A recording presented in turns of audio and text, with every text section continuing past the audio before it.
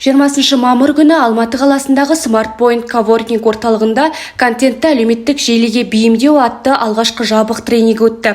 Мінбер медиа орталығы ұйымдастыруымен өткен тренингке түрлі медиадан 11 журналист қатысты.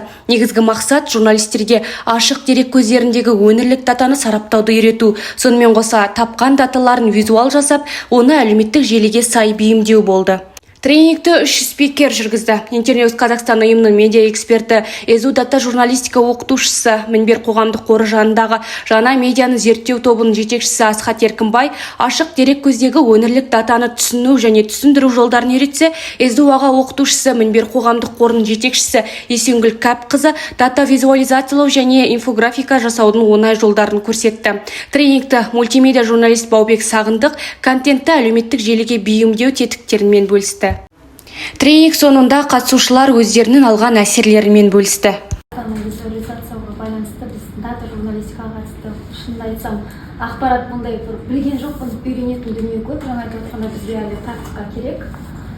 Сондықтан сіздерге көп алдағы уақытта да бірлесіп жұмыс істеп, бірігіп жобалар жасайтындай жұмыстар ары қарай жалғасын табатынына сенемін.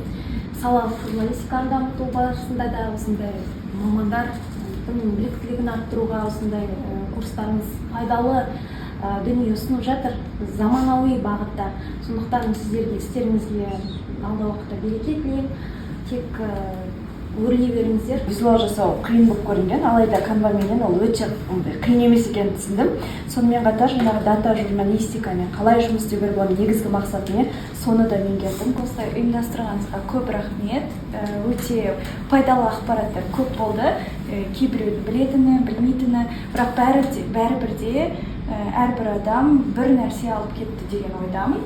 Келесі тренингте 1 күн, 2 күн арнау керек сияқты, өйткені 1,5 сағат деген бір спикерге өте аз болды. Курстарымыз жалғаса берсін. Тренинг соңында қатысушыларымызға сертификаттар табысталды. Мейрамгүл Сәрсенғалиқызы, арнайы Мінбер үшін.